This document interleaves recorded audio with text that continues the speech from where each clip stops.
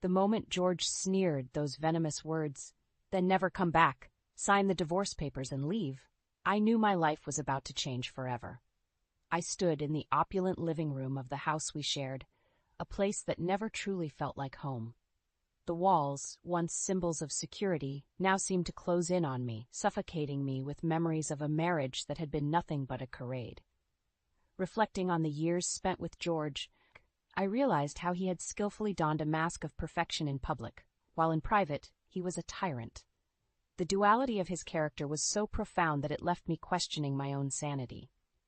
George, the charming and successful trader, admired by all, was a facade. The real George was a man who relished in belittling me, his wife, behind closed doors. Our relationship hadn't always been this way. In college, George was the epitome of kindness, his patience seemingly boundless. He wooed me with his gentle demeanor, and before I knew it, I was entranced, agreeing to marry him. It was only after the vows were exchanged that his true nature surfaced, like a predator revealing itself.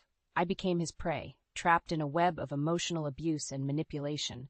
Each day was a battle, a struggle to appease a man who seemed impossible to please. His words were like daggers, each one striking deeper than the last. "Hey, what's with that bland food?" he would bark.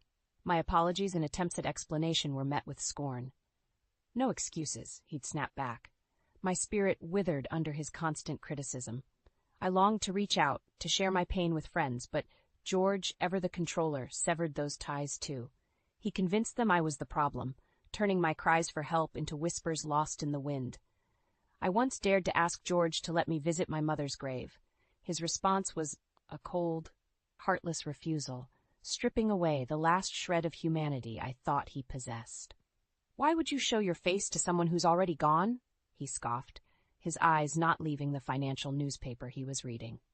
The realization that I was nothing more than an object to him was my breaking point. I demanded a divorce, a plea I thought he would dismiss. Instead, he flung the divorce papers at me with a malicious glee. "Sign these and leave," he commanded. In that moment, I felt a surge of freedom. I signed the papers without a second thought, severing the chains that bound me to George. The divorce was finalized with a swift brutality that mirrored our entire relationship. Leaving the house that had been my prison, I embarked on a journey back to my mother's home, the only place I hoped to find some solace. Little did I know that this decision would lead me to a reunion that would change my life even more dramatically.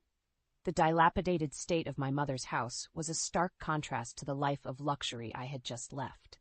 Standing before it, memories of a happier time flooded back. But the nostalgia was interrupted by a sudden thud behind me.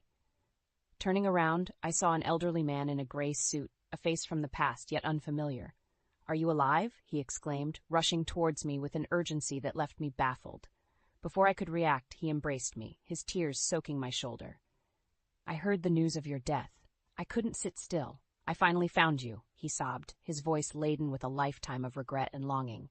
His embrace, though unexpected, carried the warmth and familiarity of a long-lost connection. "Could it be, Dad?"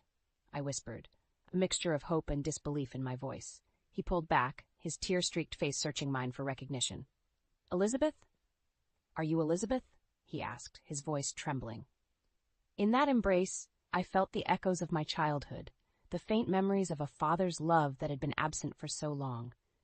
His name was Matthew, my father, who had vanished from my life when I was just a child. As we reconnected, the pieces of my past began to fall into place. Matthew's story unfolded, revealing a man torn away from his family by circumstances beyond his control. He spoke of a love for my mother that never waned, a love that was cut short by forces that pulled him away, leaving a void in both our lives. Sitting in the dusty living room of my childhood home, I shared with him the agonizing years I spent with George. My father listened, his expression a mix of sorrow and simmering anger. "I should have been there for you," he said, his voice heavy with guilt. As I recounted the cruelty and manipulation I endured, Matthew's demeanor shifted from sorrow to resolve. "We can't let him get away with this," he declared, his eyes now reflecting a determination that mirrored my own. It was then that we decided to take action, to seek justice and retribution for the years of suffering I endured at the hands of George. Our plan was simple yet bold. We would gather evidence of George's abuse, both physical and emotional, and expose him for the monster he was. Matthew, with his newfound resolve, was ready to stand by my side, to fight the battle that we both knew was long overdue. As the sun set on my first day back in my childhood home, I felt a sense of purpose that had been missing for far too long. With my father by my side, I was ready to face my past and reclaim my future. The path ahead was uncertain, but one thing was clear. George would no longer control my life. It was time for retribution, and I was ready to fight. The morning sun cast a new light on the old house, bringing with it a sense of hope and determination. As Matthew and I sat at the kitchen table, laden with years of dust and memories, we began to devise our plan of action. Matthew was not just a forgotten father trying to make amends. He had resources and connections that could prove invaluable.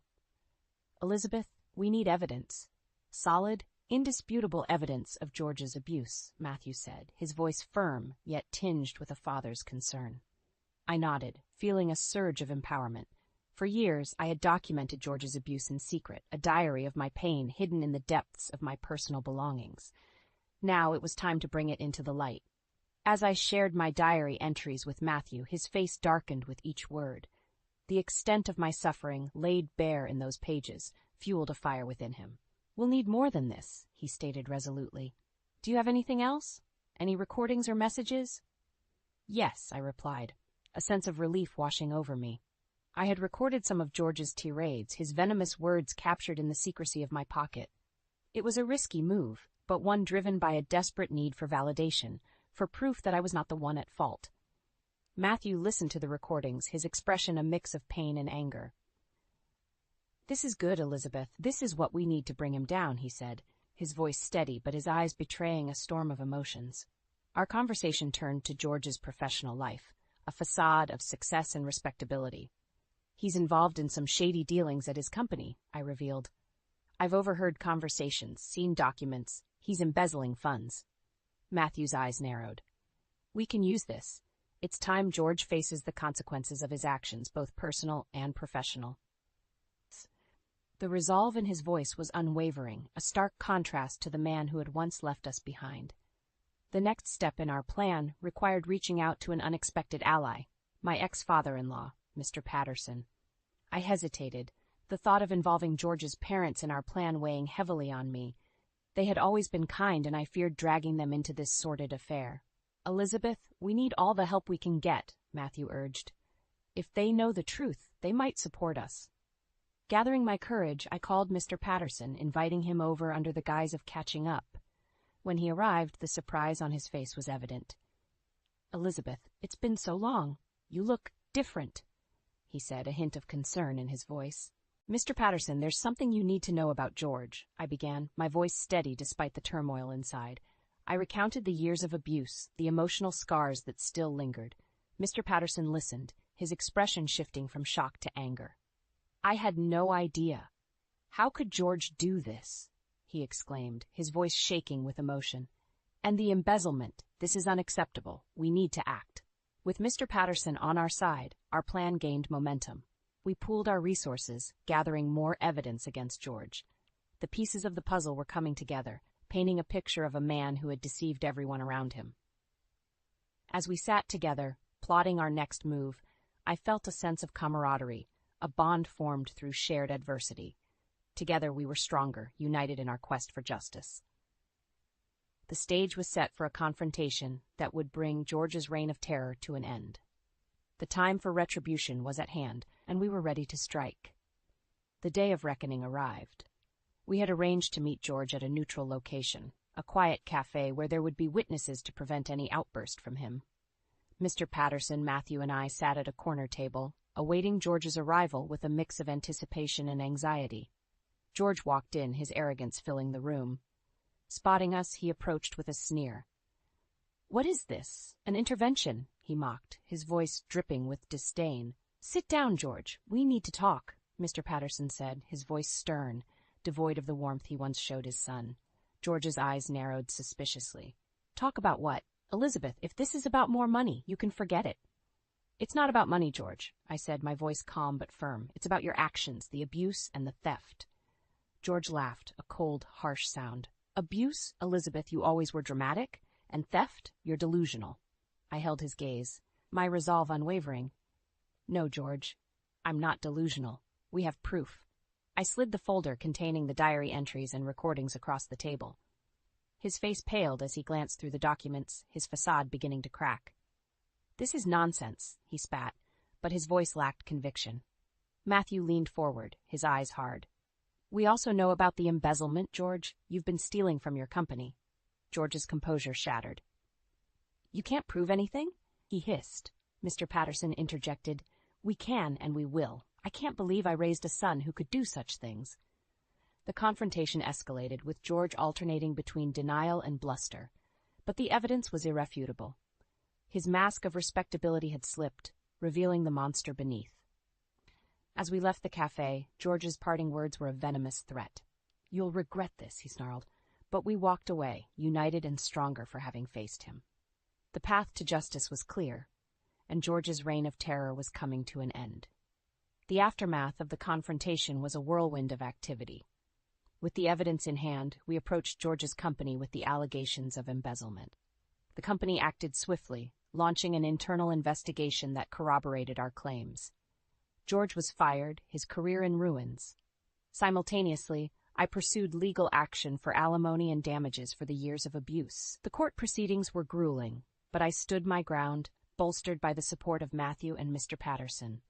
The diary and recordings played a crucial role, painting a vivid picture of the life I had endured with George. In the end, justice was served. The court ruled in my favor, granting a substantial settlement that would secure my financial independence. George, now a pariah, faced not only the loss of his career, but also the scorn of those he had deceived. The victory was bittersweet. While I had won my freedom and vindication, the years lost to George's abuse could never be reclaimed. Yet there was a sense of closure, a feeling that a chapter of my life had been conclusively closed. With the legal battles behind me, I turned my focus to rebuilding my life. Matthew and I, now reconciled, decided to renovate my mother's house, transforming it into a home filled with love and memories, free from the shadows of the past. The journey had been long and fraught with pain, but I emerged stronger, with a newfound sense of self and purpose. The scars of the past would always be a part of me, but they no longer defined me. I was ready to start anew, to live a life of my own choosing, unencumbered by the specter of George. The future was mine to shape, and I embraced it with open arms and a hopeful heart. In the tranquil setting of the renovated house, now a haven of peace and new beginnings, I sat with Matthew on the porch, reflecting on our journey. The evening air was filled with the scent of blooming flowers, a testament to the new life we had cultivated. Elizabeth, do you ever regret it? Confronting George, exposing him? Matthew asked, his voice tinged with both curiosity and concern. I paused, considering his question. No, Dad, I don't regret it. It was difficult, but it needed to be done. For too long, I let him control my life, my happiness. No more, I replied, my voice firm, echoing the resolve I felt inside. Matthew nodded, a look of pride crossing his face. You're strong, Elizabeth, stronger than you ever realized. The conversation shifted to our future plans. I expressed a desire to use my experience to help others who might be suffering in silence. I want to be a voice for those who feel voiceless, to help them find the strength to seek help, I said, my determination clear. Matthew supported my ambition, offering to help in any way he could. Let's do it together, Elizabeth. Let's make a difference. Our plans were interrupted by an unexpected visitor, Mr. Patterson. He arrived with a somber expression, requesting a private word with me. We stepped aside, and he shared news that sent a chill down my spine. Elizabeth, it's about George, he began, his voice heavy. He's spiraling out of control. After losing his job and reputation, he's been seen wandering the streets, shouting your name, blaming you for his downfall. A mix of emotions surged within me, fear, pity, and a lingering anger. I'm sorry to hear that, Mr. Patterson, but he brought this upon himself. His actions, his choices led him here. I responded, my heart heavy, but my resolve unwavering. Mr. Patterson nodded, understanding my stance.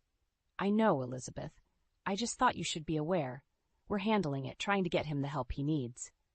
As Mr. Patterson left, I stood there, a sense of finality washing over me. George's downfall was his own doing, a consequence of his actions and choices. While I hoped he would find some semblance of peace, I knew my path lay elsewhere. Turning back to Matthew, I felt a renewed sense of purpose.